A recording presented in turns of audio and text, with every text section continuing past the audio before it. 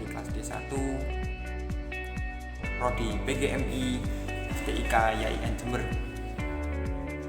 Di sini saya akan mempresentasikan tentang sejarah lahirnya Pancasila serta peran dan fungsinya.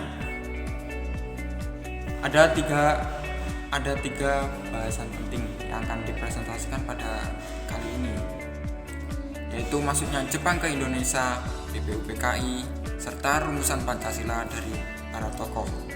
Langsung saja masuk ke materi pertama, yaitu masuknya Jepang ke Indonesia. Pada tanggal 8 Maret 1942, Indonesia menjadi wilayah kependudukan Jepang setelah adanya perjanjian Kalijaga di Subang, Jawa Barat. Belanda menyerah kepada Jepang tanpa syarat. Kemudian Jepang menarik simpati rakyat Indonesia melalui semboyannya, yaitu semboyan 3A, yang berisi Jepang sebagai pelindung Asia, Jepang sebagai pemimpin Asia, Jepang sebagai cahaya Asia. Jepang tidak bertahan lama karena pihak sekutu yaitu Inggris, Amerika Serikat, serta Belanda melakukan serangan balasan. Pada tahun 1944, pada saat Perang Pasifik, Jepang terdesak. Wilayah Indonesia diserbu oleh sekutu yaitu Ambon, Surabaya, Makassar, serta Manado, dan Pulau Papua yang sudah jatuh ke tangan sekutu. Jepang berusaha main sandiwara, yaitu dengan menarik simpati bangsa Indonesia dengan menjanjikan kemerdekaan. Pada tanggal 17 September 1944, PM Koiso dalam sidang istimewa parlemen Jepang di Tokyo memperbolehkan Indonesia untuk merdeka. Letnan Jenderal Harada sebagai pemimpin militer di Jawa berusaha meyakinkan bangsa Indonesia tentang janji kemerdekaan. Realisasinya yaitu pada tanggal 1 Maret 1945, yaitu dengan dibentuknya BPUPKI. Tujuan BPUPKI dibentuk yaitu untuk menyelidiki berbagai hal dalam segala bidang kehidupan sebagai persiapan pembentukan Indonesia Merdeka.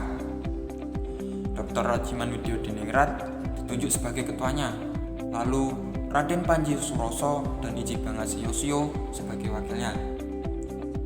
Pada tanggal 29 April 1945, 62 anggota BPUPKI dari Indonesia dan 7 orang dari Jepang yang tidak memiliki hak suara dilantik.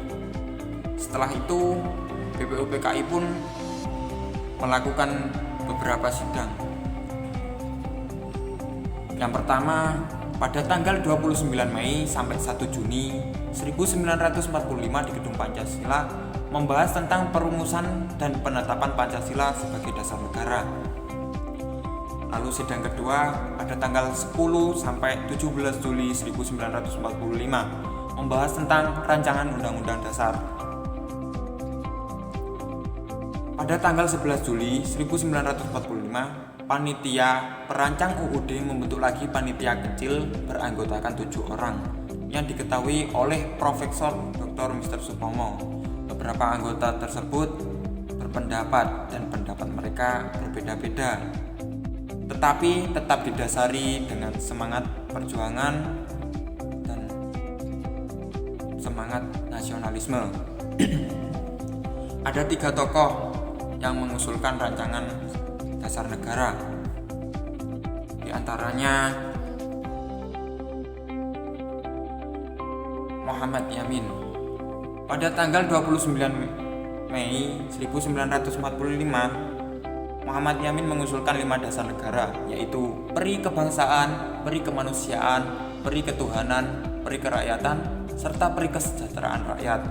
Lalu pada tanggal 31 Mei 1945, Dr. Supomo lewat pidato singkatnya mengusulkan 5 asas sebagai dasar negara, yaitu persatuan, kekeluargaan, keseimbangan lahir dan batin, keadilan rakyat, serta musyawarah. Lalu pada tanggal 1 Juni, Insinyur Soekarno berpidato singkat tanpa teks tentang calon rumusan dasar negara, yaitu nasionalisme dan kebangsaan Indonesia, internasionalisme dan peri kemanusiaan, mufakat atau demokrasi, kesejahteraan sosial, serta ketuhanan yang Maha Esa. Pidato Soekarno tersebut menginspirasi para pendiri negara untuk mengenang pidato tersebut. Maka setiap 1 Juni diperingati sebagai hari lahir Pancasila. Dengan adanya usulan Pancasila tersebut, Pancasila diringkas lagi menjadi Trisila yang berisikan sosio-nasionalisme, sosio-demokratis, dan ketuhanan. Lalu diringkas lagi menjadi prinsip Ekasila yang berasaskan gotong royong, yang pada intinya mengandung makna satu untuk semua, semua untuk satu, dan semua untuk semua. Mungkin itu saja yang dapat saya sampaikan. Atas perhatiannya saya ucapkan terima kasih. Assalamualaikum warahmatullahi wabarakatuh.